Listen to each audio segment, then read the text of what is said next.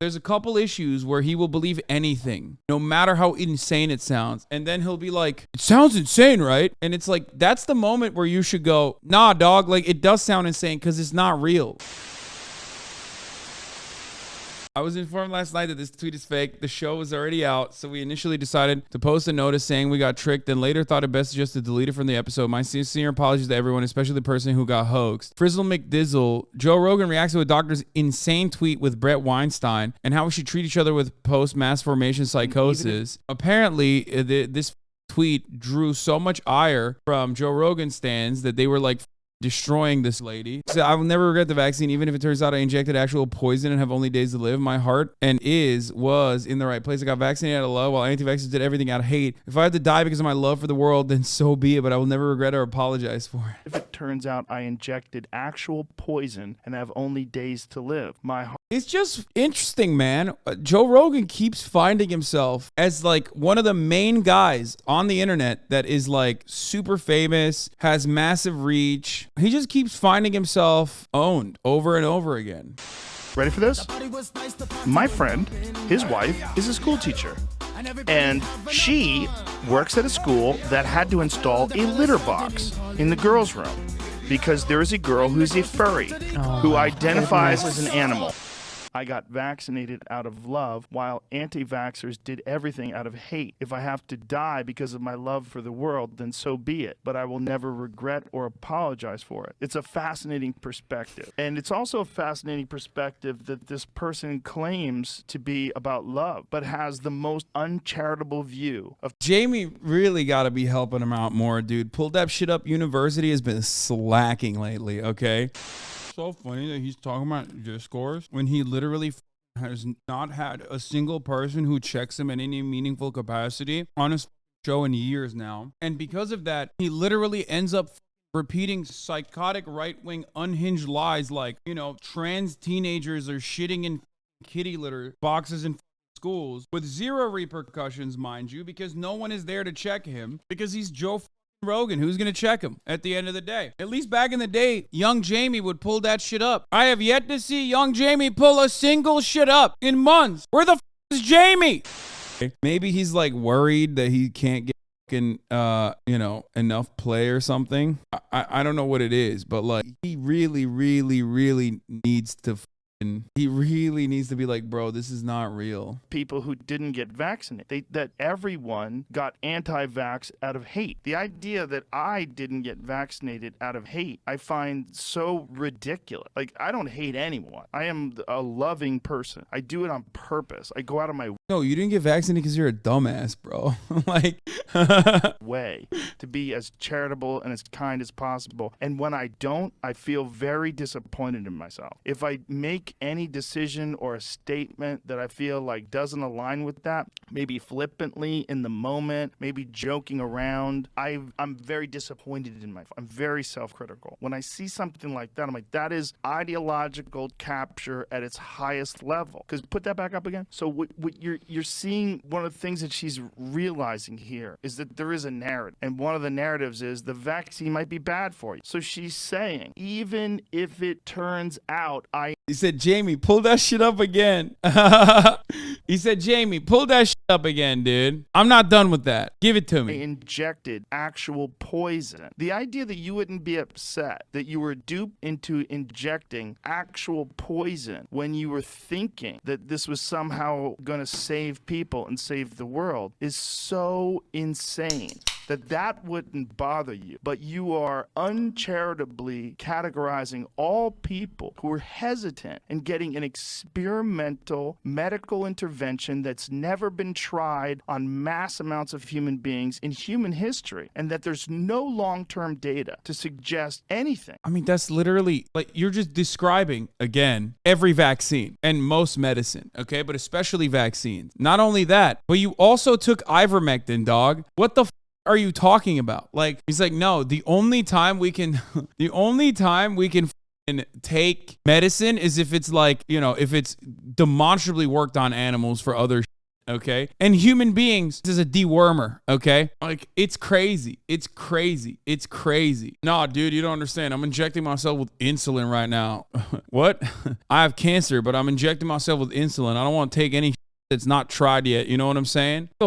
No, you don't understand. I'm also taking ibuprofen on the side too. You know, this shit's gonna be good. Safety, dangers, risks, and also if she's a doctor, a medical doctor, she should know about the VAERS system. And she should know that although there are people that report things that turn out to not be correct, there's a very low number of vaccine injuries that get reported in respect to the actual number of Where did you get that from? Where? You can't bring up the VAERS system, talk about how the VAERS system is self-reported, so it's like very clearly susceptible to people lying, and then make up a lie on the spot about how, like, oh, dude, so many people like don't even report it, even though a lot of the reports are just fake. You know, they say like Harry Potter got a vaccine injury, but also like there's so much more that's not reported. Vaccine injuries that take place. And in like there's evidence that women, okay, tell the truth in many instances about sexual assault that goes unnoticed. There's evidence for it. There's empirical evidence. Yes, sure, women sometimes lie, but the amount of women that don't lie and get overlooked or get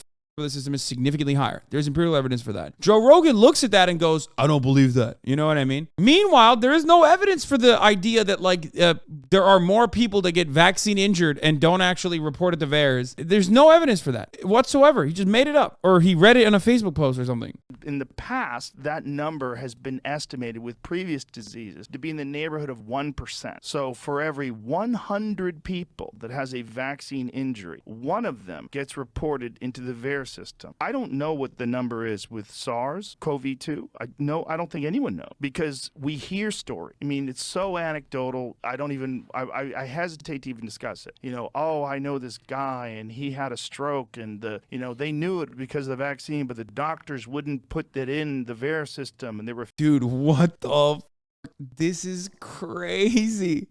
He's like, yeah, dude, the doctors all are like, we gotta hide the truth. We gotta hide the truth, man. We all gotta universally get together. Like, a buddy of mine, he got a stroke, and the doctors were like, oh, it's definitely from the vaccine that you took, but we're gonna hide it. We're gonna engage in malpractice that is like, that you can easily get sued for. Like, what the hell? What the hell are you saying? What the It's just, yeah, dude, everyone is in on this conspiracy, but like, of course, the government's in on it too. He is lost in the sauce. It's like trying to listen to, you know, someone having a schizophrenic attack, okay, and trying to make sense of it. Joe Rogan has been owned so many times about spreading fake news, especially as it pertains to this issue, specifically because like he is so motivated. He is so motivated to, like, you know, say that he's right. So he'll believe anything and everything. It doesn't matter how ridiculous it seems, right? He's just like, no, I believe it. I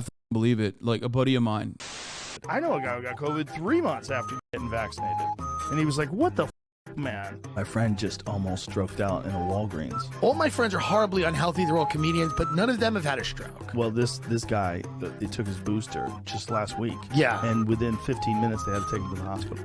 Not good. Not good. I knew another From guy. the vaccine. Yeah, and then there's the guy from jiu-jitsu that had a heart attack and 2 strokes. And I was like, Jesus Christ. A good friend of mine who's an elite athlete got infected with COVID. It was nothing. He breezed through it.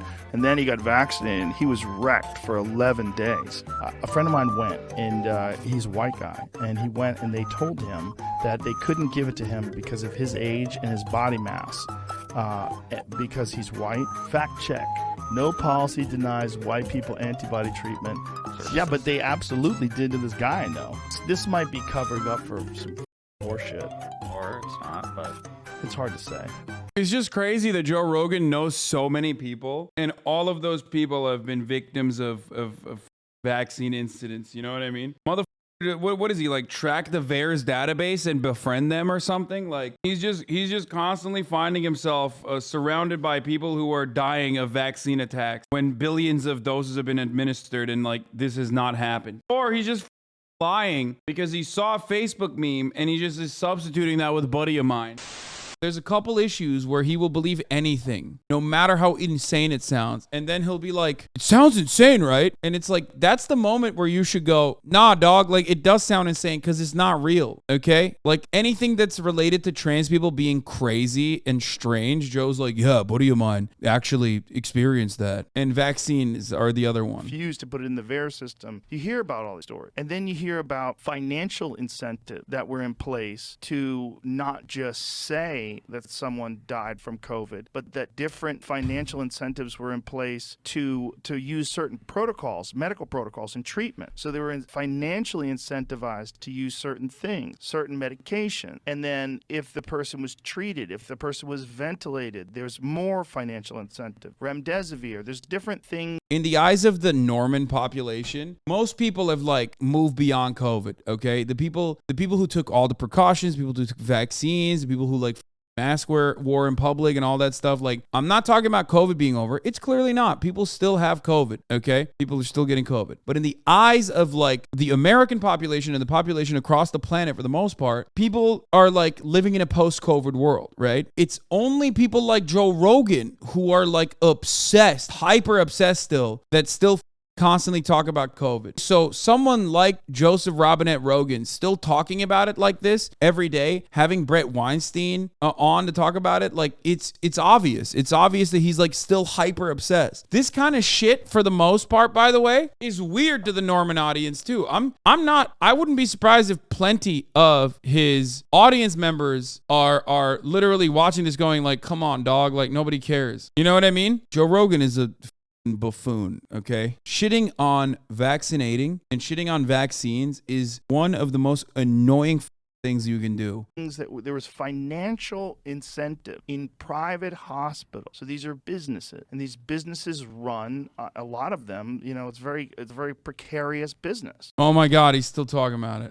If I wasn't doing this podcast, okay, if I was just a regular comedian and that's what I did for a living, and I didn't pay much attention to alternative media and podcasts that were discussing this, or all these people that were sounding the alarm, if I was one of those people that didn't have the access to these kind of conversations, I would not have a nuanced perspective. And if I had gotten vaccinated and other people didn't, I would be like, those people. I would be just like people I know who I used to be friends with, who now hate me and are angry at me and talk shit about me online. And I forgive them. I know people can be sketchy. There's sketchy people out there in the world. And the people that haven't experienced that and don't have that perspective, I can understand why they formed the conclusions that they did, because I could have been them.